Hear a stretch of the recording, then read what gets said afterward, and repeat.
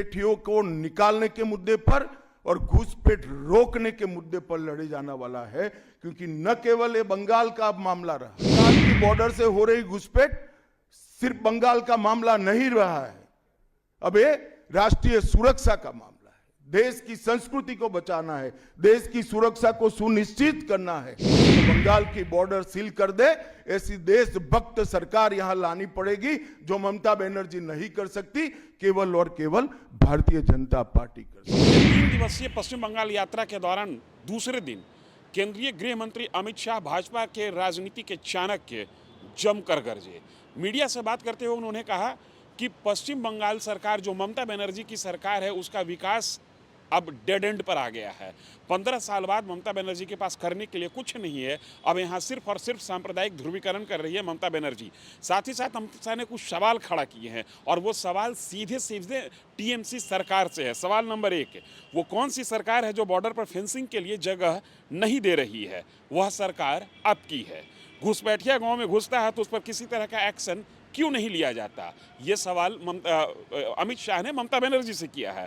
आपकी क्या सरकार क्या कर रही है, उसे वापस क्यों नहीं भेज रही? और बंगाल की तरह असम, त्रिपुरा, कश्मीर में घुसपैठिए क्यों नहीं आते? कुल मिलाकर जो अमित शाह का प्रेस कॉन्फ्रेंस रहा, उस प्रेस कॉन्फ्रेंस से एक बात समझ में जो आ रही है, वो सवाल यही है कि पश्चिम बंगाल का चुनाव में घुसपैठिया एक अहम मुद्दा होगा। एसआईआर के माध्यम से जिस तरीके से घुसपैठिए के प्रश्न को पिछले कहें कि 1.5-2 महीने 3 महीने से खड़ा करने की जो कोशिश हो रही है, वो कोशिश अब जमीन पर उतरेगी। अप्रैल महीने में, मार्च अप्रैल में यहाँ पर चुनाव तय है। 7 मई इस विधानसभा, पश्चिम बंगाल विधानसभा की अंतिम तारीख है। उसके पहले तक नई सरकार का गठन हो जाना है। बीजेपी ममता बनर्जी के तीनों कार्यकाल को अगर देखें, 2011 में 3%, 2016 में 10%, 2021 में 38%। अब बीजेपी को जरूरत है 45% के वो जादुई आंकड़ा को पकड़ने के लिए। अगर वो जादुई आंकड़ा पकड़ने में बीजेपी कामयाब हो जाती है तो एक बहुत बड़ी सफलता होगी बीजेपी के लिए। पश्चिम बंगाल और क्षेत्रीय भाषाई जो प्रदेश हैं, उन प्रदेशों में अपनी सरकार बनवाने को लेकर भाजपा के चाणक्य यहाँ आए हुए हैं। मीटिंग दर मीटिंग चल रहा है। आज मीडिया से बात करते हुए अमित शाह ने कई सवाल खड़े किए और ममता बनर्जी पर गंभीर आरोप, ममता बनर्जी के सरकार पर कई आरोप। कोई घुस कर आता है तो कहां जाता है? सबसे पहले बंगाल के गांव में जाता है। आपका पटवारी क्या कर रहा है? आपका थाना क्या कर रहा है? क्यों इसको अरेस्ट नहीं किया जाता? क्यों उस पर केस दर्ज नहीं होता? क्यों इसको वापिस भेजा नहीं जाता? जवाब है क्या आपके पास? क्या बंगाल की मुख्यमंत्री जवाब दे सकती है कि असम में घुसपैठ क्यों बंद हो गई? त्रिपुरा में घुसपैठ क्यों बंद हो गई? गुजरात और राजस्थान की बॉर्डर पर घुसपैठ क्यों नहीं होती है?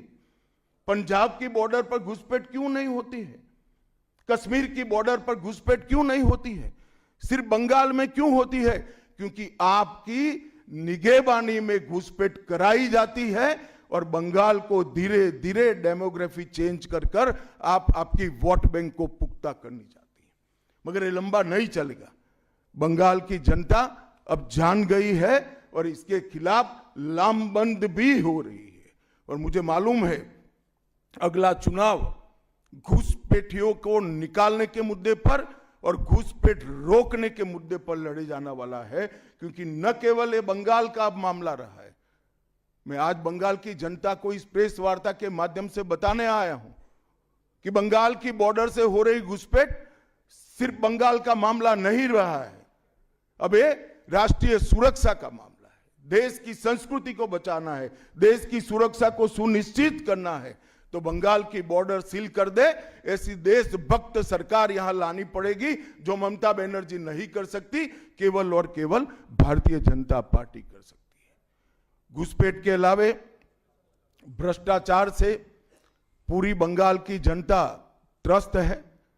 रोजवेली चिटफंड घोटाला, कैश फॉर क्वेरी घोटाला, एसएससी घोटाला, नगर पालिका नगर नियम का भर्ती का घोटाला, गाय तस्करी का घोटाला, राशन पीडीएस का घोटाला, मनरेगा का घोटाला, पीएम आवास का घोटाला, इतने सारे घोटाले हैं कि मैं पूरा लिस्ट पढ़ूंगा तो मेरी प्रेस कॉन्फ्रेंस का पूरा हिस्सा ही उसमें चला जाएगा।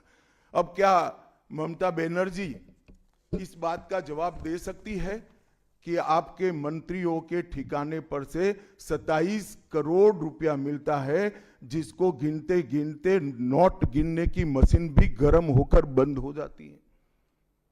बंगाल जैसे गरीब राज्य के अंदर 27 करोड़, 20 करोड़, 15 करोड़ ये राशि मिल रही है, आपकी कोई अकाउंटेबिलिटी नहीं है।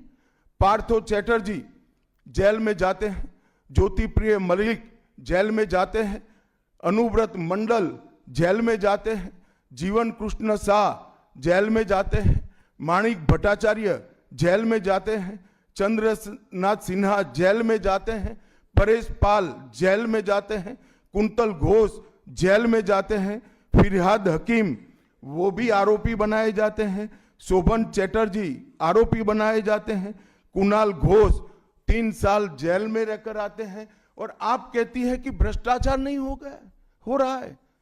आप आंख मूंद लिए ही हो भ्रष्टाचार के लिए, मगर बंगाल की जनता अपनी आंख बंद कर कर नहीं बैठी है।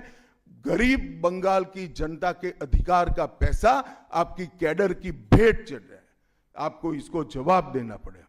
महिलाओं की सुरक्षा एक बहुत बड़ा मुद्दा बना है, और अधिकृत रूप से कहा जाता है कि महिलाएं 7 बजे के बाद अपने हॉस्टल और घर से न निकले। हम कौन से जमाने में जी रहे, मुगल काल में जी रहे हैं क्या? ममता जी, ये आजाद भारत, यहां माताओं बहनों को पूरा दिन जब इनकी मर्जी हो, जब इनको काम हो, घर के बाहर निकलने की सुरक्षा प्रदान करना ये हमारा संवैधानिक दायित्व है, जो देने में आपकी सरकार विफल गई है। आरजी कर मेडिकल कॉलेज का मामला हो, संदेश खाली का मामला हो, दुर्गापुर मेडिकल कॉलेज का मामला हो, साउथ कॉलेज लॉ कॉलेज का मामला हो, हर जगह बेटियां असुरक्षित हैं, और ढेर सारे लोग और ढेर सारी माताएं बहनें ये अत्याचार से तंग आ चुकी है, असुरक्षा से तंग आ चुकी है। वो भी राह देख रही है कि कब वोट देने का अधिकार आए और हम इन निकम्मी तृणमूल कांग्रेस की सरकार को हटा दें।